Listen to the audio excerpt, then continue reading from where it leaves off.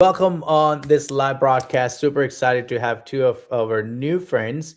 We've been actually met at the party, but then now we are just got reacquainted and reconnected. I'm super excited.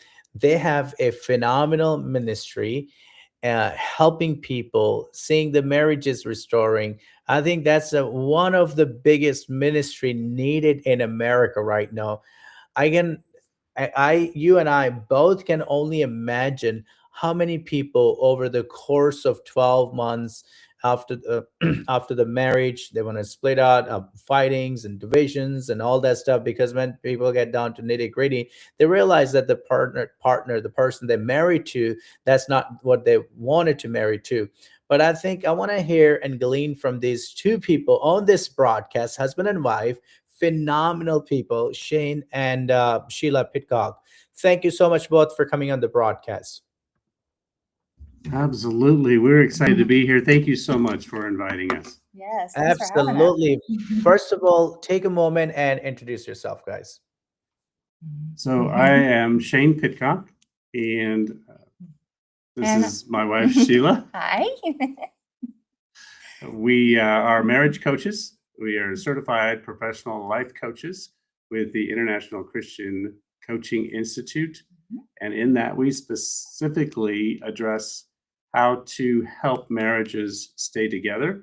We do a biblical approach in such a way that we follow principles from the Bible with some helpful instruction so that people can seek after what the Lord has for them individually and with their marriage. And we started Journey to Unity because our own story led us down a path that this would have been really helpful in our journey. And so because of the broken places that God restored, we now have a passion for helping others do that. And this is a very constructive way to do so. Absolutely. I want to dive right into the next question, both of you. Can you share your personal testimony and how God led you into ministry with Journey to Unity? I think it began actually when we married. We knew from the very beginning that God had a purpose for our marriage. We didn't realize how much of the things we would have to overcome in order to sustain our marriage, but that was a passion that we've had, for many, many years. And it became a point where my career was ending, and we had ventured out to start Journey to Unity by God's push, effectively, out of my career. And then also for Sheila to come to a place of having background and confidence to move forward from her career, also that we could then put into practice what God did for us in our marriage. Our marriage, Absolutely. Go sorry, ahead. go ahead. Oh, I was just Go. going to say our marriage was really broken, and we spent a lot of years in a hard place. And God brought us through 3 separations and did a major restoration in us individually and in our marriage. And so that's why we're passionate, and that's why we do what we do now. Absolutely. I want to go a little bit more deeper into your story, and let's go first of all. Journey to Unity believer believes no marriage is too far gone for God to restore. So, could you take your time and answer this question? Yeah. Well, we know that God is faithful, and if He did it for us, that He will do it for others. Yet we do have a part as well to play in learning what His principles are. So you asked about our own story, and so I think with any good story, you start at the beginning. And Shane and I came from very different backgrounds, and I will tell you my side, and then I'll let him tell you his, and you'll quickly see the difference. I grew up out in the country with all of my grandparents and aunts and uncles and cousins, and we had our family enjoyed being together. We spent a lot of time together. We played outside, and I don't remember ever seeing any of the married people in my family fight. So when I came into marriage, I had this belief that married people don't fight. You just live happily ever after. I broke that very quickly in the fact that my background was full of traumatic experiences. My dad was active duty Army, and he was absent most of the time. My mom was trying to raise three boys on her own most of the time. And I was the oldest of those three boys. And so I quickly became responsible for my brothers on behalf of their actions and behaviors. And I had to learn to fight or fly. And I, really learned to survive in a very traumatic environment. So it was a lot of conflict. It was nothing but conflict for me. And I didn't know how to actually function without conflict. And so it became a very abusive situation at home. And even though I came to Christ during my college years before I met Sheila, the freedom that I needed to overcome that childhood trauma was not available. And so I replicated some of that in our marriage for 13 and a half years. And raising three kids, being exposed to that in those early years, it unfortunately set a pattern in the wrong direction. But God helped us to understand that that was not right. And I was not right in doing so, overcoming that abusive way of life and what I had done in our marriage. And that took quite a bit of many years to walk it out. But even in that, in the three separations that Sheila mentioned earlier, we never gave up. We always believed that God had something more for us to pursue and to continue to walk this out in a way that we could be different. Because we believed in the passion and purpose God had put on our marriage from the beginning, and we were wanting to ensure that we saw that through to the end. Absolutely. I want to go on to the next question. Thank you so much for answering that question and being very transparent on this broadcast. And before I ask you next question, I want to encourage our audience if you could take a moment and share this broadcast with your family friend, and also let us know where you're watching from. I see somebody's watching from Perth, Australia. Thank you so much, Rachel. Thank you so much for coming on, Jeanette. I really appreciate you for coming on as well. Let's go on to our website. Thank you so much from Florida, Seattle, Washington. I really appreciated your typing below and letting us know where you're watching from. And also share this broadcast with somebody in your friend list needs to hear this absolutely a phenomenal story and experience, because listen, at the end of the day, we all learn from each other experience, and stories make us feel better. So I want to ask the next question. Let's go over to journey to unity. So your ministry offers transformative experience like the third option, an immersive 2-day journey for couples. Yes. And, typically when a marriage is struggling, we think we have two options. We either settle and just get along, or we say, I'm done, and we quit.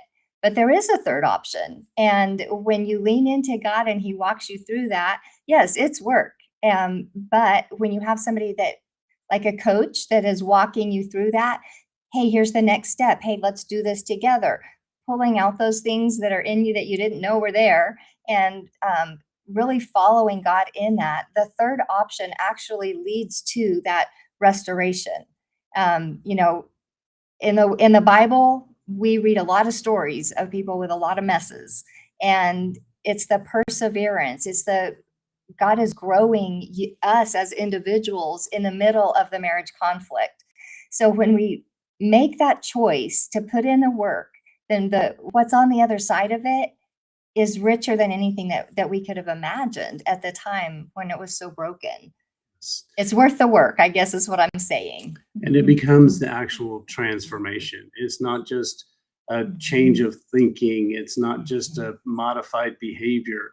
It truly becomes a transformative way to be different.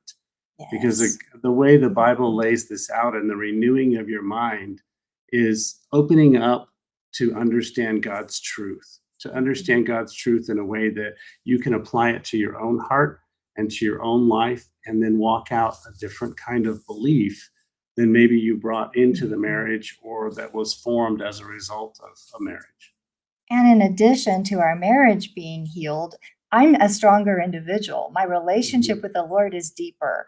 And I have spiritual muscles that I didn't know I would ever need that are now part of my everyday life.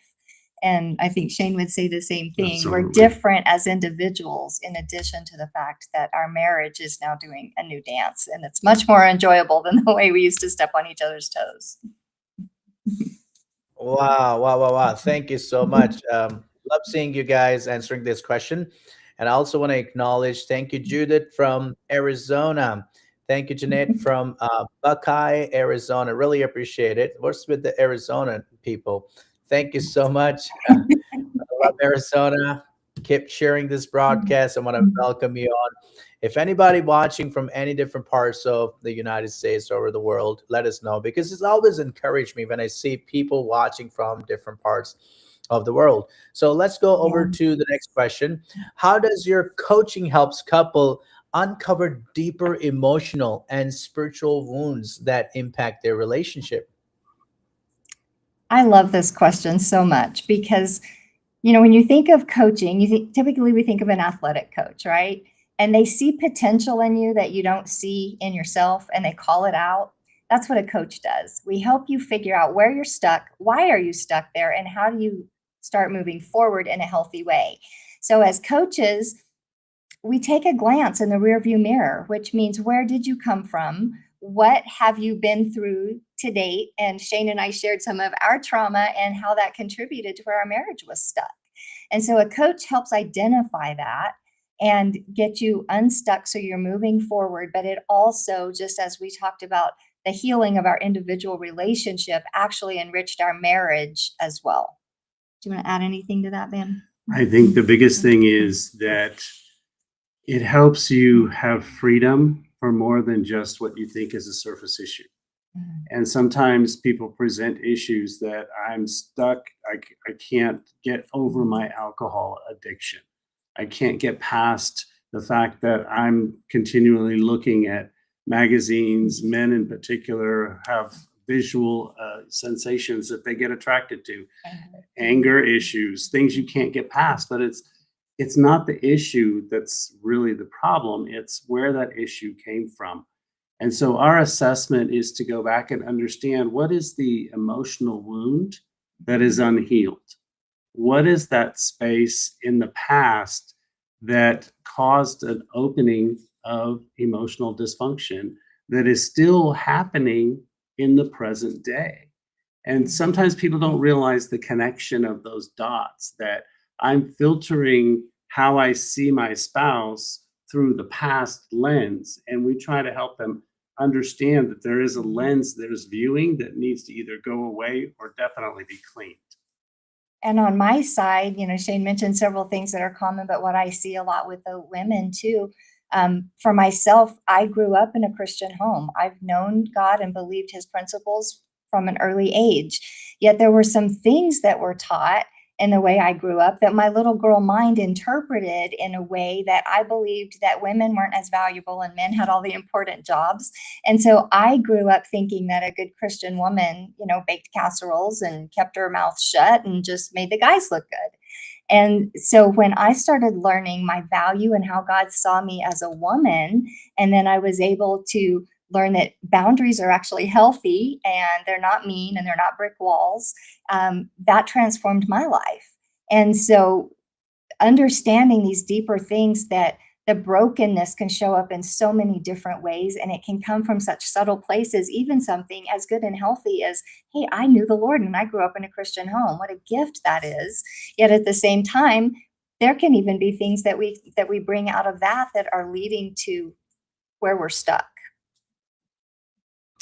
Very, very good. Thank you so much. And that would be a bonus question for people, that what I'm going to ask. And I want to know for myself too, and also for people, even though I've been married, but also I want people to understand that this question is important for people, single, especially single people. That's this question for single people to understand that when people are, even our sons and daughters who are about to get in a relationship with somebody, what are the things they should look for in a person, whether before they get into marriage? Now you're unequally yoked. You're thinking like with the dating process. Somebody said it like in a dating process, you can't tell everything about the person until you really get into the person, because some people bring their in the marriage. So I want to start with, what are the things that we look for marriage, both what women man should look in a woman, or women's in the man? Well, I think we should all go back to how the Bible defines marriage and how you pursue marriage from a biblical perspective. Yeah. That is the foundation of constant truth that has been throughout all of time, right? As long as there has been the Bible in written form, or even before that, it has set those principles in place.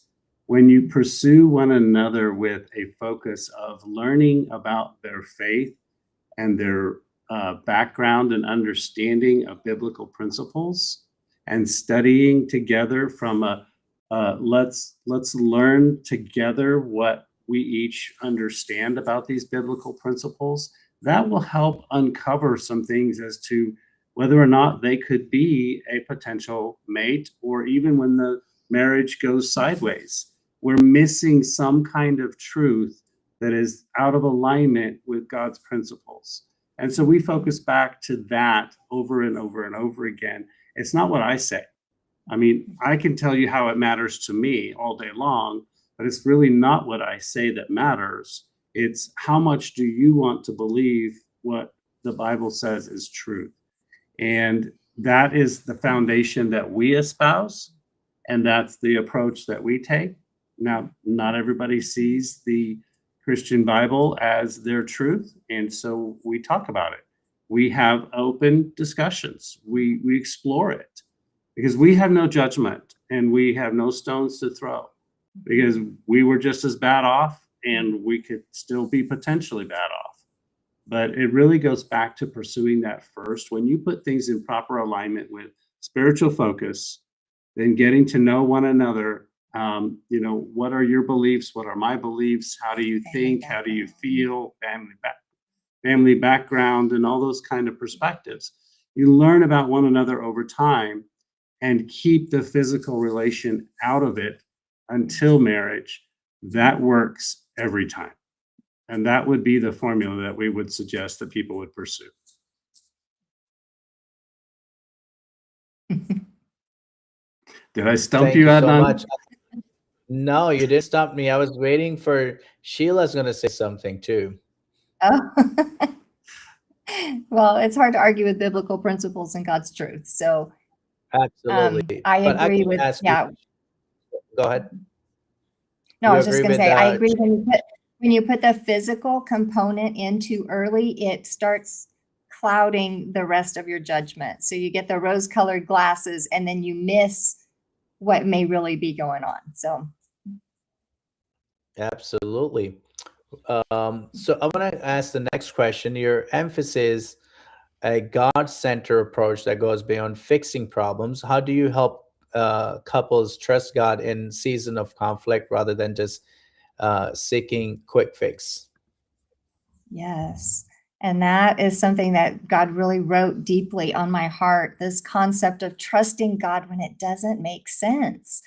The earthly kingdom and God's kingdom seem to be like his kingdom is upside down to the way we think typically. And he asks us to trust him even when we can't see that. And so when we were walking through our hard seasons, like everything in the natural made sense that I should just bail. I should be out of there. And there was no reason to stay. Yet I knew that God was asking me, would I stay and would I give him time to work?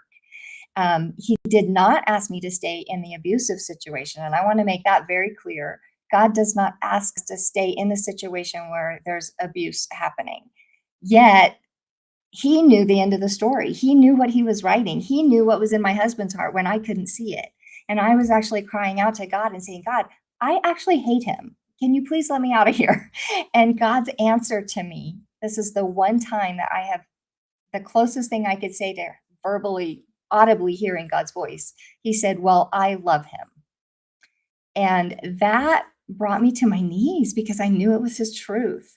And so I had a choice in that moment. I could either try to convince God of why my truth was really more real, or I could get in alignment with what I knew he was telling me was his truth. I knew that God loved him, yet I wasn't seeing it. So I decided to get in alignment with God's truth, and I started praying, God, I know this is your truth, but you are going to have to help me see it. There's something lovable in him that I'm not seeing right now because our circumstances are so dark and I'm so wounded.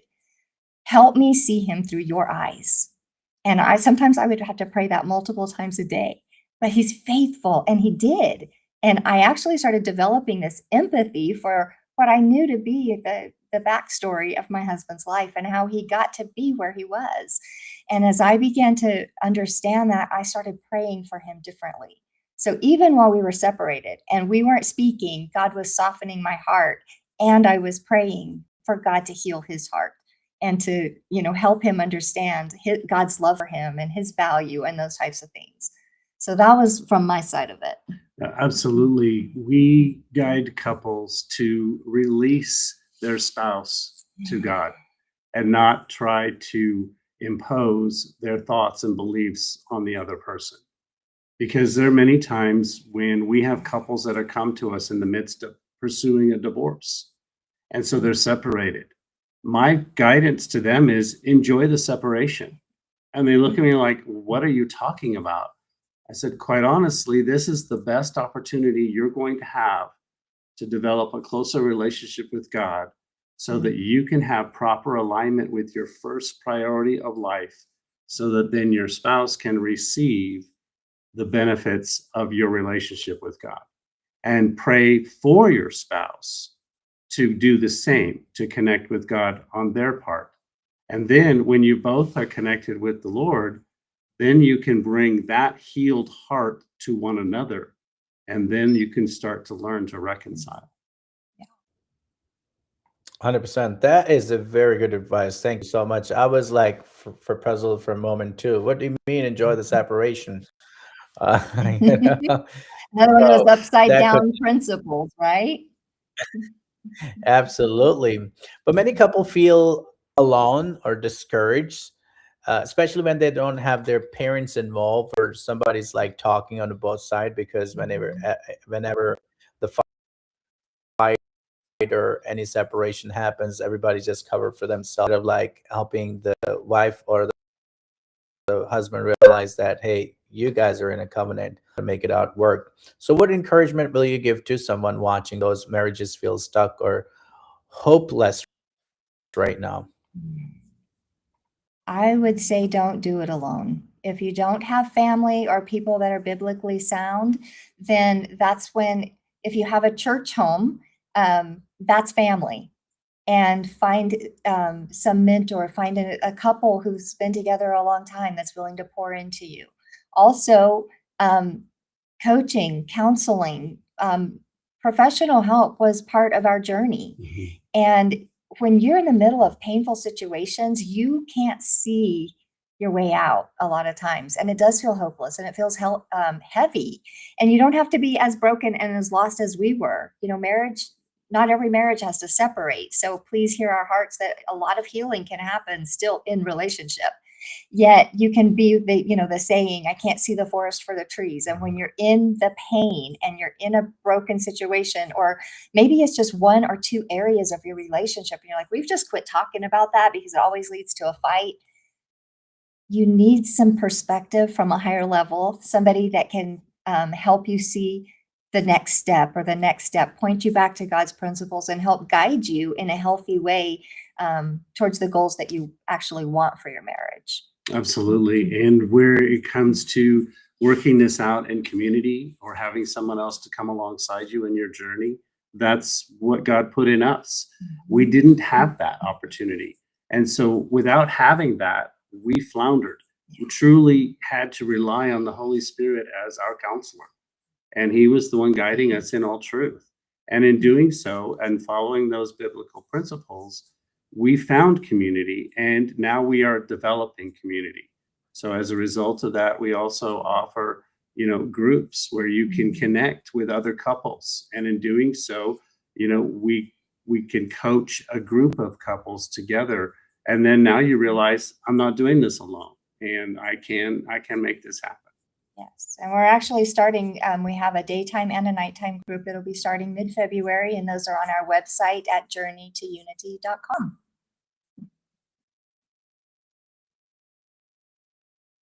And Sorry, thanks, Adnan. no problem. I'm going to put that link down in the chat section so people can go directly on the website as well. And the last question I'm going to ask, what is one key takeaway you hope viewers will remember about God's design for unity, healing, and lasting connection in relationship? I think the biggest thing is to, one, not give up. We give up so easily in this culture these days. Yes. There are multiple generations of, I'm familiar and have experienced multiple generations of men who don't quite understand their identity. And so in that, they flounder and they don't understand how to be a man of the Bible, to be a man like David after God's own heart. What does that really mean in today's culture? It's confusing. It's really misunderstood.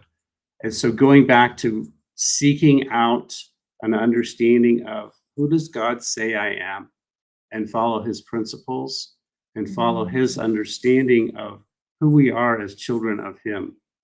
Because as we have confessed Christ as our Savior, then I am a child of the Most High God by what he has done on the cross. And so we ask everybody to consider that and start there. And if you don't know that as part of your salvation and you're questioning that, do I believe that I am saved? Start there and ask, what is my identity? So one of the key practical things is don't give up and just try to keep looking for that help and that guidance and the support that can be the true biblical foundation that is needed. Yes, I agree with that. Don't give up too soon. That is something, like Shane said, we live in a microwave culture and we want what we want and we want it yesterday. But when we look at the Bible and, look at Paul, his life, he spent most of his life in prison, yet look at how he's still impacting our lives today. And he found joy in the conflict. So don't give up too soon. It's the hard things that we fight for. It's the perseverance, the overcoming, that's where the gold is on the other side of that. And so continue to grow in your relationship with the Lord, in your trust for him, and realizing that, yes, his kingdom principles are upside down, which means we have to rely on him to guide us and teach us. And his word says that he's a lamp unto our feet and a light unto our path.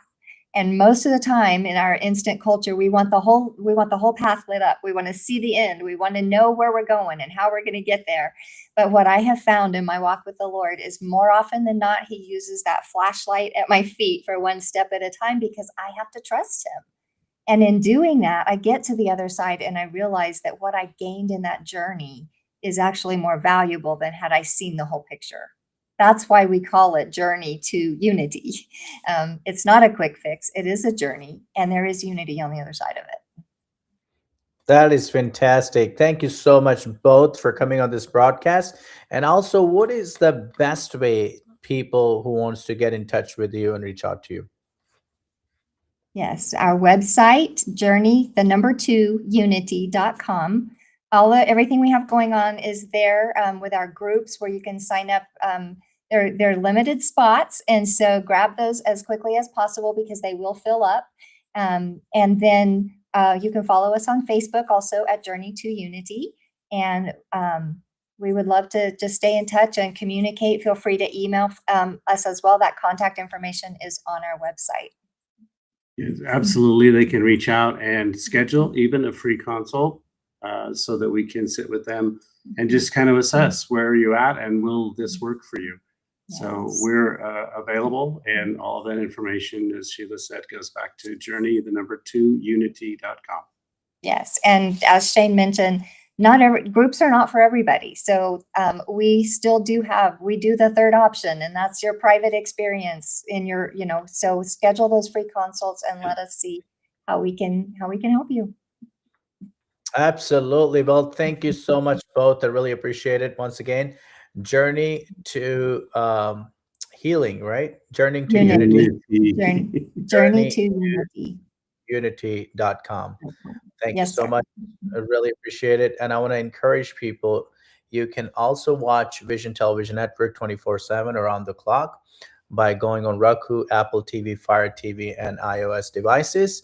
We are growing drastically. My heart is to reach billions of people with the gospel of Jesus Christ. And I believe with your help and support and prayer,